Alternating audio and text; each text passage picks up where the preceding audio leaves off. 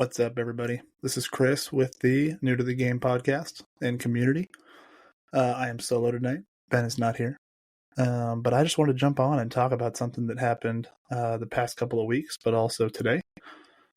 I have recently been growing as a company, and I've hired a couple of new apprentices for an entry-level position and had them training with my with my longer-term employees.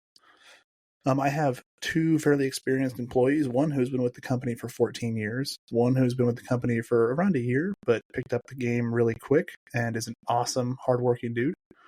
Both of them have crazy good customer service, really good skills, and are awesome.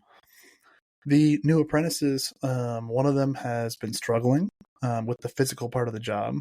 They're a little bit nervous on the roof. They're a little bit kind of just not quite getting the hang of it right away, but they are hardworking and reliable, show up on time, and are working every day to better themselves. My other new apprentice, he super hard worker, really good, really solid, but had a major attitude problem. And one of the things that you hear a lot in the home service space is be slow to hire and fast to fire. And I had a really interesting experience this week where he had some struggles, had a run-in and a verbal argument with one of my leads, which for those of you out there that are employees, if you've been at a company for a week and you get into a shouting match with a guy that's been there for 14 years because you think you know better, even if you do, you might want to think twice because that's not a good way to start employment with a new company. So on top of that, had some other issues, called out, but had a pretty good reason for that. Had some personal stuff going on, showed up late 2 or 3 times, not a little bit, like a lot late. And just in general had a kind of a bad attitude, and it was really frustrating. But at the end of the day, I wanted to give him a chance because he's a really hard worker, and he's a friend of one of my longer term employees. So I gave him the benefit of the doubt. But on Friday, he had some issues on the job.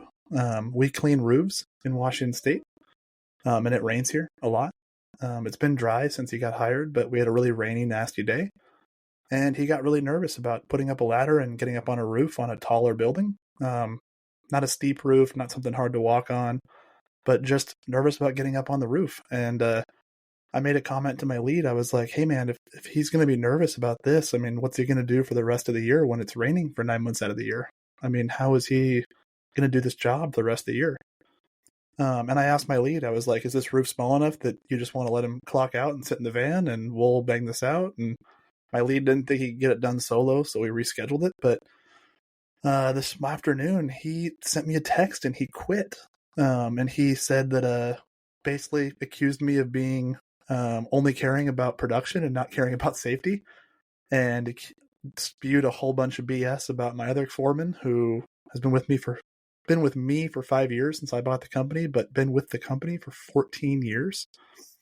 Didn't understand the whole situation and basically accused the guy of wage theft and padding the time clock, but wasn't aware of the way that we run our time clock and how we operate, and basically told me something that I already knew as if it was going to be a shock to me and that my 14-year employee was stealing from me, which I find hilarious from a guy who's been with me for a week. And I had a moment where I really wanted to type out a long, detailed response and tell him basically how wrong he was. But I did something different for the first time ever that I just thought was worth sharing, which is I sent a really short reply. I said, hey man, I understand. I'll cut you a final check. Bring your employee binder, handbook, hat, and uniforms back to your lead, and I'll cut you a final check. Wish you the best of luck. And I left it alone. And I kind of had a moment where I could not believe how good that felt, because I really genuinely wanted to tell this guy how bad his attitude was and how off the freaking deep end he was thinking was. But the reality is at the end of the day, he's got his own personal stuff going on. He's got his own struggles, and he really didn't want to hear what I had to say. And that's hard, man, because I really care about people and I want people to succeed. But what I realized is that he was not in a place to hear that feedback and have it be beneficial. He just wanted to blame me, blame the leads, blame the senior guys, and he just wanted to pass the buck. And he decided that quitting was easier than getting his attitude in check. So I let him go. It's a whole lot cheaper for me to do that than it is for me to keep him, train him for 3 to 6 months, only to have him quit or cause problems later. At the end of the day, firing somebody after a couple of weeks is not what you want to do, or having them quit after a couple of weeks, but it is so much better than having that person stay. I love the old expression, treat people well enough and train them well enough that they can leave, but treat them well enough that they stay. There's an old story in business about a boss and a CEO sitting in a room together. And the CFO looks at the CEO and he says, if we train our people this well and they become so skilled, wouldn't they just leave for somewhere that pays more? Like, what if we train them and put all this time and money into them and they leave? And the CEO kind of just looks back at him and says, what if we don't train them and they suck, but they stay? Like, which one's worse? At the end of the day, you have to train people well enough that they can leave, but treat them well enough that they stay.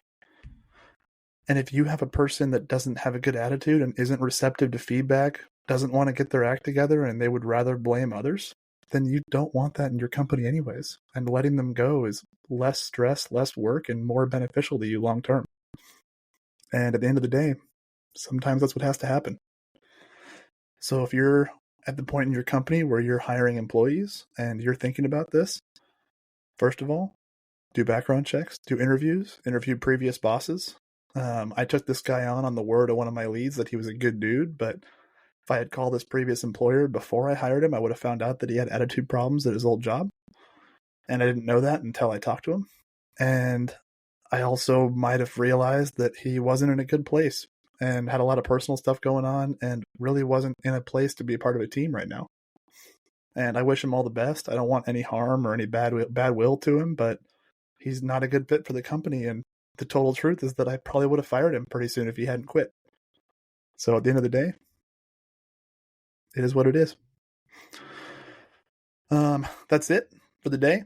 I know this was kind of a slow-paced episode, but I hope you enjoyed it. And if you have questions about this and you want to talk more about it, jump into our school group, New to the Game. We're going to be posting lots of content. We're going to be going over stuff like this, problems like this, and talking about these situations and what you can do to avoid them and what to do if you end up in this situation. So, and yeah, I'll talk to you guys next time. Peace out.